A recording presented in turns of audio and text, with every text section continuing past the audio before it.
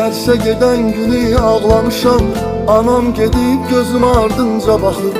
Gülürəm indi mən öz saflığıma.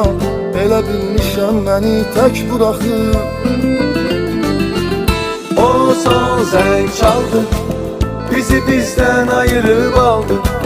Beləcə xatirələr qaldı boş sinif otaqlarında.